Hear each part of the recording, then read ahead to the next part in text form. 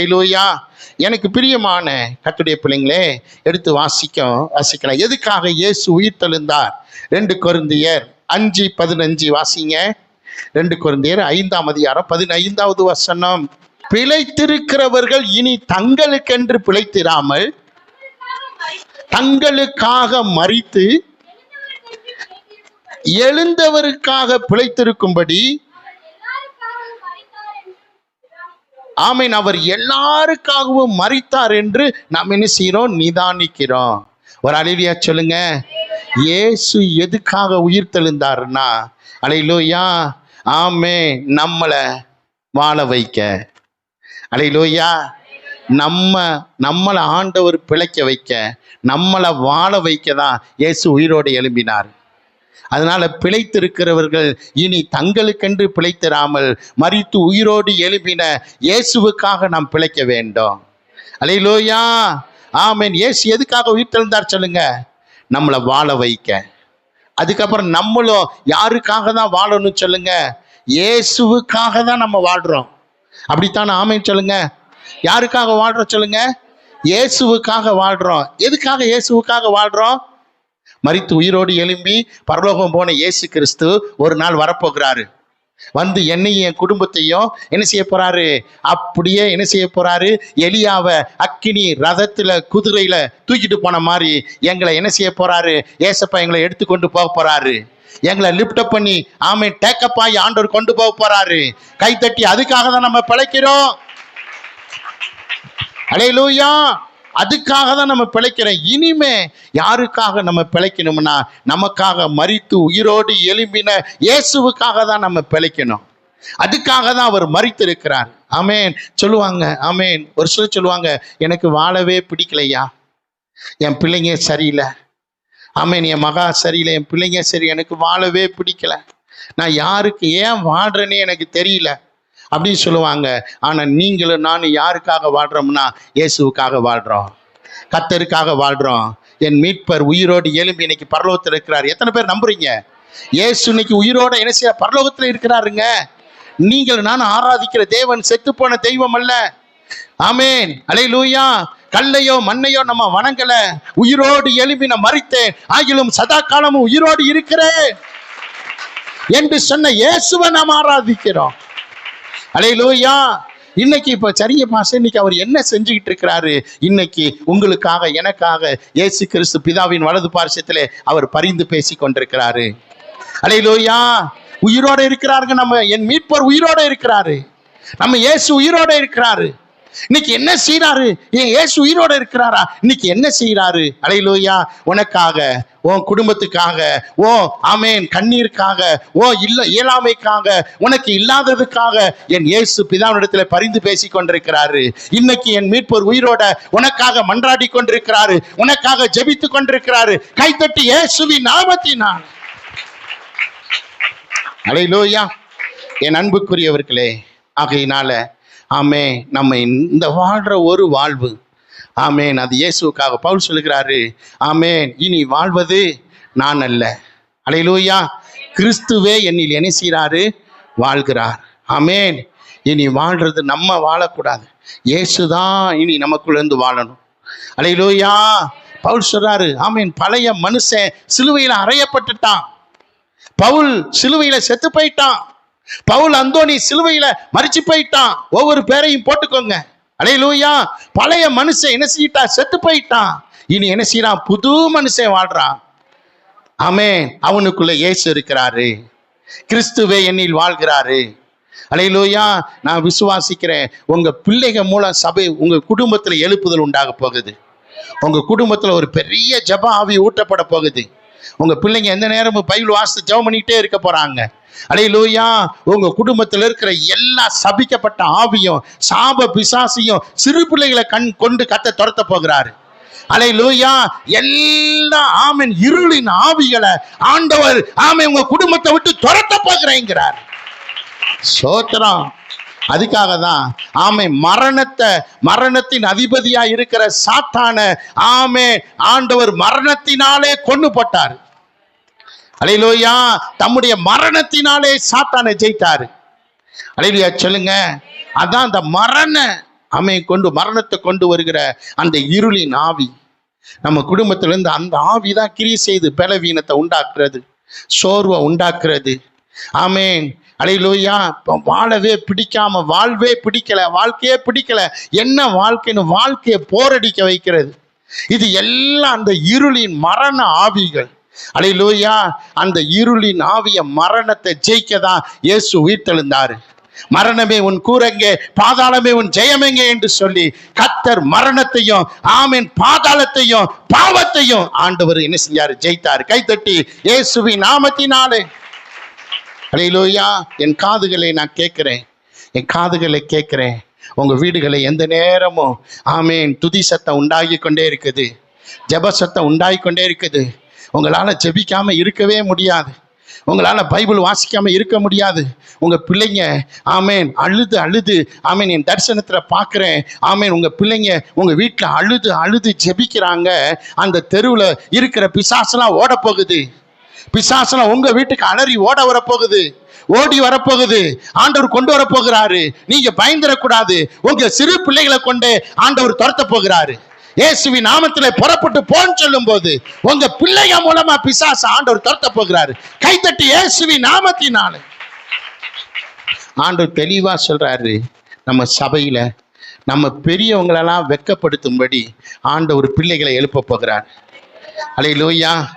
பிள்ளைகளை தேவன் எழுப்ப போகிறார். சிறு பிள்ளை முக்கியமா அபிய இந்த 3 பிள்ளைகளையும் தேவன் எழுப்ப போகிறார். இவங்களுக்குள்ள ஒரு எழுப்புதலின் அக்கினி ஊற்றப்பட்டுருச்சு. இவங்க மூலமா ஒரு பெரிய எழுப்புதல் உண்டாக போகுது. அல்லேலூயா. ஆமென். மீனப்பட்டிய கதி கலங்கும்படியாக உலகத்தை கலக்கிறவங்க இங்கே வந்துட்டாங்கன்னு சொல்லும்படி கர்த்தர் யாமே பட்டணத்தை கலக்குன்னு கலக்க போகிறார். சோத்திரம். அல்லேலூயா. அப்புறம் இந்த பிள்ளைகளை பார்த்துட்டு நம்ம பெரியவங்களுக்கு அறிவு வந்து அல்லேலூயா வெக்கம் வந்து வெக்கப்பட்டு நம்மளே இப்படி அட பாவிகளா, நம்ம எழும்பாததுனால இந்த சின்ன பிள்ளைகளை ஆண்டவர் எழுப்பிட்டார் அப்படின்னு மான ரோசத்தோடு அதுக்கப்புறம் நம்மளும் எழும்புவோம். அல்லேலூயா சொல்லுங்க. நம்மளும் ஜெபம் பண்ணணும்யா, நம்மளும் பைபிள் படிக்கணும், நம்மளும் என்ன செய்யணும்? பிசாசை துரத்தணும், நம்மளும் அற்புத அடையாளம் செய்யணும். அதுக்கப்புறம் பெரிய வாலிபர்கள் கர்த்தர் எழுப்புவார், பெரியவங்களை எழுப்புவாரு. கர்த்தர் என்ன செய்ய போகிறாரு? ஆமா, மனுஷர்களை பிடிக்கிறவர்களாய் கர்த்தர் மாற்ற போகிறார். நீ மனுஷனை பிடிக்கிறவர்களாய் இருப்பாய் என்று சொன்னது போல கர்த்தர் மனுஷர்களை பிடிக்கிறவர்களாய் கர்த்தர் மாற்ற போகிறார். அல்லேலூயா. ஆவியானவர் சொல்றாரு, அப்பா இதை சொல்லு, நடக்க போது எல்லாம் நடக்க போது. ஆவியானவர் சொல்றாரு, இனிமே நீங்க ஜெபிக்கிற ஜெபம் எப்பையும் போல இருக்காது, சாதாரணமா இருக்காது. நீங்க முழங்கால் போட்ட உடனே யாரோ சுடுதண்ணிய மேல ஊத்துன மாதிரி இருக்கும். பயந்து ஒரு பிள்ளைங்க மேல கை வைக்கும் போது என்னன்னு கேட்டீங்கன்னா, சுடுதண்ணிய மேல ஊத்தா எப்படி பயப்படுவாங்க, அப்படி பயந்து என்ன செய்ய, என்னடா நம்ம எது தயந்து என்ன செய்ய, கரண்டு பட்டுருச்சா, பிள்ளைகளை தொடரும்போது சுடுதண்ணியை ஊத்துன மாதிரி. அல்லேலூயா. இனி நீங்க முழங்கால் படியிடும் போது அல்லேலூயா சொல்லுங்க, ஒரு இதோ அக்கினியை என்ன செஞ்சேன்? போட வந்தேன், அது இப்பொழுதே பட்டி எரிய போகிறது. அல்லேலூயா. ஒரு ஸ்பார்க் உங்க மேல வந்து இறங்க போகுது, ஒரு ஸ்பார்க் உங்க மேல உங்களை டச் பண்ண போகுது. ஆவியானவர் சொல்றாரு, ஸ்பார்க்னு சொல்றாரு, படிச்சவங்களுக்கு சொல்றாரு புரியும்னு. அல்லேலூயா. ஒரு ஸ்பார்க் வந்து உங்களை டச் பண்ண போகுது, ஒரு ஸ்பார்க் வந்து உங்களை டச் பண்ண போகுது. ஆமீன். ஒரு ஸ்பார்க் வந்து உங்களை டச் பண்ண போகுது. கைத்தட்டி இயேசுவின் நாமத்துல படிச்சவங்களை ஆவில நிரம்புங்க, படிச்ச கர்த்தருடைய பிள்ளைங்க ஆவில நிரம்புங்க. அக்கினி வல்லமை, அக்கினி வல்லமை. அல்லேலூயா. இயேசுவின் நாமத்தினாலே அக்கினி ஆமேன் அல்லேலூயா எரியிற சரீரமா கர்த்தர் உங்க சரீரத்தை மாற்ற போகிறார். அல்லேலூயா. எந்த நேரமும் ஒரு எழுப்புதல் அக்கினி உங்களுக்குள்ள ஆமேன் எரிய போகுது. அல்லேலூயா. ஆமேன். இது எழும்புற காலம், இது எழும்புற காலம். அல்லேலூயா. வாசிக்கலாம். ஆமேன். கர்த்தர் நல்லவர். கலாத்தியர் 2:20 வாசிங்க. கலாத்தியர் 2:20. ஆமென். ஆயினும் பிழைத்திருக்கிறது, இனி நான் அல்ல, கிறிஸ்துவே என்னில் பிழைத்திருக்கிறார். அல்லேலூயா. நான் இப்பொழுது மாம்சத்தில் பிழைத்திருக்கிறதோ, என்னில் அன்பு கூர்ந்து எனக்காக தம்மை தாமை ஒப்பு கொடுத்த தேவனுடைய குமாரனை பற்றும் விசுவாசத்தினாலே ஒரு அல்லேலூயா சொல்லுங்க. இப்ப நான் எப்படி பிழைத்திருக்கிறோமா? விசுவாசத்தினாலே. அல்லேலூயா சொல்லுங்க. எனக்காக மரித்து உயிர் தெழுந்த இயேசுவுக்காக நான் பிழைத்திருக்கிறேன். இனி வாழ்வது நான் அல்ல. எல்லாம் என்ன செய்யுங்க சொல்லுங்க, இனி வாழ்வது நான் அல்ல. ஆமென். கிறிஸ்து எனக்குள்ள வாழ்கிறாரு. என் சிந்தை மாறிடுச்சு, என் செயல் மாறிடுச்சு, என் பேச்சு மாறிடுச்சு, என் பெருமை மாறிடுச்சு, என் நட மாறிடுச்சு. ஆமென். என் செபம் மாறிடுச்சு, என் துதி மாறிடுச்சு. கைத்தட்டி இயேசுவின் நாமத்தினால். எபேசியர் 1ஆம் அதிகாரம். ஆமென். 18-19 வசனம் வேகமா. எபேசியர் 1:18-19. ஆமென். ஸ்தோத்திரம். ஆமென்.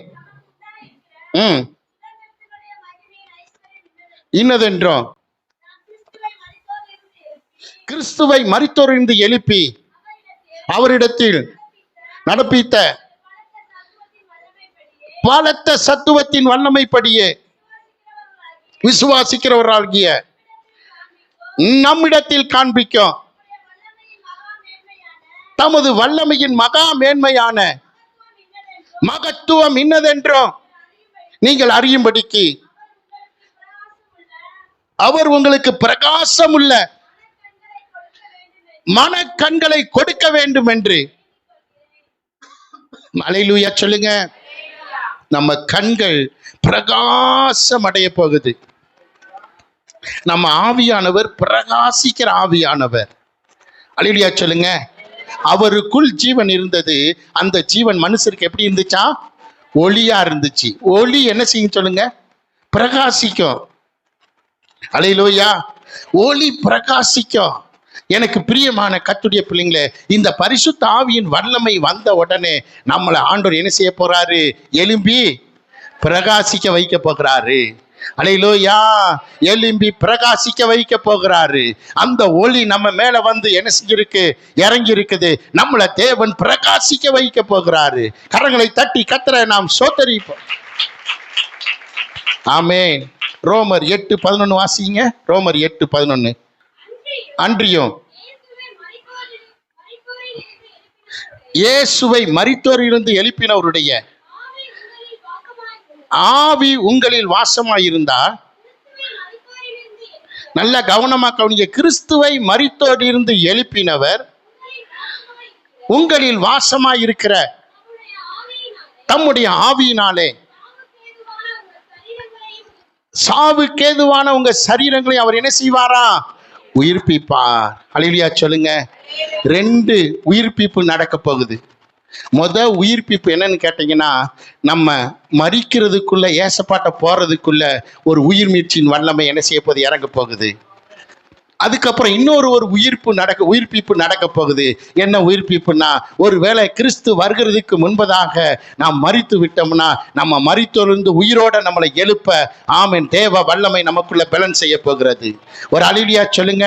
முதலாவது நீங்க புரிஞ்சுக்கோங்க, இந்த நம்ம ஆமென் இந்த பூமியில வாழ்ற நாள் வரைக்கும் ஆமென் நம்ம உயிர்ப்பிக்கப்பட்டோம்னு வச்சுக்கோங்களேன். பரிசுத்த ஆவியினால உயிர்ப்பிக்கப்பட்டு ஆமென் நல்ல அநேகருக்கு ஆசீர்வாதமா நம்ம பயன்பட்டோம்னா, அல்லேலூயா சொல்லுங்க. ஆமென். நம்ம ஒருவேளை கிறிஸ்து வருகைக்குள்ளாக மரித்து அடக்கம் பண்ணப்பட்டோம்னா, அல்லேலூயா சொல்லுங்க. ஆமென். ஆவியானவர் வந்து சாவுக்கு ஏதுவான இந்த சரீரத்தை செத்து போனதுக்கு அப்புறம் அவர் உயிர்ப்பிக்க வல்லவரா இருக்கிறாரு. அல்லேலூயா சொல்லுங்க. 2 மடங்கு என்ன செஞ்சாரு? எலிசாவை கொண்டு அற்புதம். அவர் சாகிற வரைக்கும் நிறைய பேருக்கு அற்புதம் செஞ்சுக்கிட்டே இருந்தார். அல்லேலூயா. நிறைய பேருக்கு அற்புதம் செஞ்சுக்கிட்டே இருந்தார். தெரியுமா? உங்களுக்கு தெரியுமா எலியா எத்தனை அற்புதம் செஞ்சாரு? எத்தனைப்பா?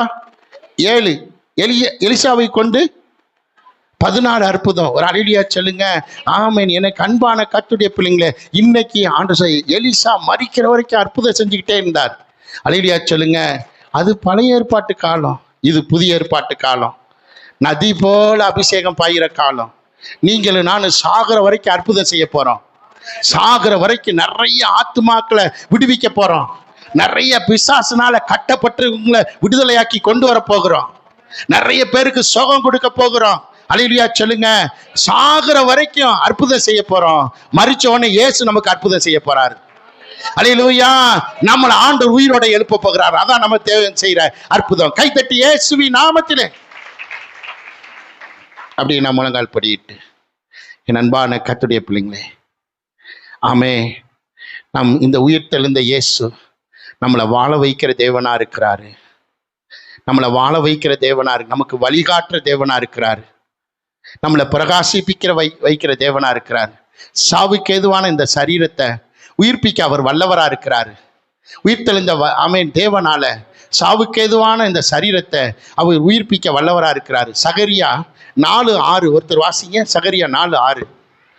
ஆமென். சகரியா 4:6. ஆமென். இயேசுவி நாமத்தினாலே ஸ்தோத்திரம். என்னவென்றால் பலத்தினாலும் அல்ல, பராக்கிரமத்தினாலும் அல்ல. ஸ்தோத்திரம். ஒரு அல்லேலூயா சொல்லுங்க. அந்த அதிகாரம் முழுவதும் நீங்க வீட்டுல போய் வாசித்து பாருங்க. ஆமேன். செருபாபேல் என்கிற ஒரு மனுஷனிடத்துல வந்து ஒரு தேவதூதன் இந்த வார்த்தையை சொன்னாராம். ஆமேன். பலத்தினாலும் அல்ல, பராக்கிரமத்தினாலும் அல்ல, என் ஆவியினாலே எல்லாம் ஆகும். அல்லேலூயா சொல்லுங்க. இந்த வார்த்தையை தான் ஒரு நாள் இரவு முழுவதும் ஆமேன் ஒரு தேவதூதன் வந்து என்கிட்ட சொல்லிக்கிட்டே இருந்தார். நான் நல்லா அசந்து தூங்குறேன். அன்னைக்கு இரவு முழுவதும் பலத்தினாலும் அல்ல, பராக்கிரமத்தினும் அல்ல, என் ஆவியினால எல்லாம் ஆகும். நீ ஆமே உனக்கு நீ சொல்லு, உன் சபைக்கு சொல்லு, பலத்தினாலும் அல்ல, பராக்கிரமத்தினாலும் அல்ல, என் ஆவியினால எல்லாம் ஆகும்னு சொல்லு சொல்லு சொல்லுன்னு சொல்லிக்கிட்டே இருந்தாரு. எனக்கு அன்பான கர்த்தருடைய பிள்ளைங்களே, இன்னையிலிருந்து இது நம்ம சபைக்கு ஆண்டவர் கொடுத்திருக்கிற ஆமேன் ஒரு வாக்கு தத்தமா இருக்கிறது. ஆமா, நம்ம பரலோகத்துக்கு போற வரைக்கும் இதே வார்த்தையை சொல்லிக்கிட்டே இருக்கேன்னு சொல்லியிருக்கிறாரு. பலத்தினாலும் அல்ல, பராக்கிரமத்தினாலும் அல்ல, என் ஆவியினால எல்லாம் ஆகும். ஆமேன். கடனை நான் எப்படி கட்ட போறேன்? ஆமேன். நான் எப்படி ஆமேன் தொழிலை நடத்த போகிறேன்? நான் எப்படி ஆமேன் ஜெபிக்க போறேன்? நான் எப்படி மறுரூபமாக போறேன்? நான் எப்படி பைபிள் வாசிக்க போறேன்? நான் எப்படி பரிசுத்தமா வாழ போறேன்? கத்த சொல்லுறாரு. பலத்தினாலும் அல்ல, பராக்கிரமத்தினாலும் அல்ல, என் ஆவியினாலே எல்லாம் ஆகும். கைத்தட்டி இயேசுவின் நாமத்தினாலே ஸ்தோத்திரம்.